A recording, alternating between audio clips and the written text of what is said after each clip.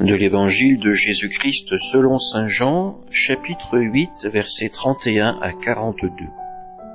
En ce temps-là, Jésus disait à ceux des Juifs qui croyaient en lui, « Si vous demeurez fidèles à ma parole, vous êtes vraiment mes disciples.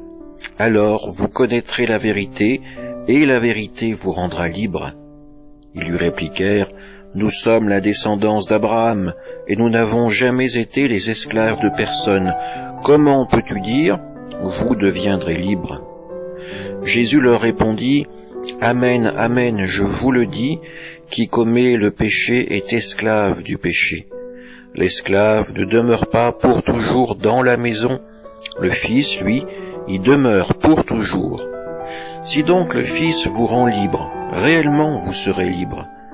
Je sais bien que vous êtes la descendance d'Abraham, et pourtant vous cherchez à me tuer, parce que ma parole ne trouve pas sa place en vous. Je dis ce que moi j'ai vu auprès de mon Père, et vous aussi, vous faites ce que vous avez entendu chez votre Père. » Ils lui répliquèrent, « Notre Père c'est Abraham. » Jésus leur dit, « Si vous étiez les enfants d'Abraham, vous feriez les œuvres d'Abraham. Mais maintenant, vous cherchez à me tuer, moi, un homme qui vous ai dit la vérité que j'ai entendue de Dieu. Cela Abraham ne l'a pas fait. Vous faites les œuvres de votre père. » Ils lui dirent, « Nous ne sommes pas nés de la prostitution, nous n'avons qu'un seul Père, c'est Dieu. » Jésus leur dit, « Si Dieu était votre Père, vous m'aimeriez, car moi, c'est de Dieu que je suis sorti et que je viens. Je ne suis pas venu de moi-même, c'est lui qui m'a envoyé. » Acclamons la parole de Dieu. De qui sommes-nous réellement les enfants? Voilà tout l'enjeu de l'Évangile que nous venons d'entendre. Jésus semble presque implorer les Juifs. « Je suis sorti du Père pour vous annoncer sa parole, croyez en moi comme vous croyez en lui. » Le doute, pourtant, reste le plus fort dans le cœur de ses interlocuteurs.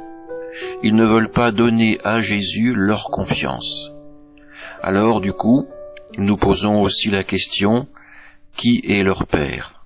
Abraham, Dieu ou Satan? Satan qui divise, Satan qui éloigne le cœur de l'homme de l'amour du Seigneur, Satan qui cherche à nous perdre et non à nous sauver. Jésus, lui, vient nous apporter la lumière de l'Évangile. Il est le Verbe incarné qui vient pour nous guider vers le royaume de Dieu, ce royaume qu'il a quitté pour s'incarner, pour nous apporter la chance du salut. Alors en cette fin de carême, demandons-nous encore une fois de qui nous sommes réellement les enfants, si nous n'avons pas dans notre cœur des péchés à expurger pour pouvoir pleinement accueillir le Christ en nous. Amen.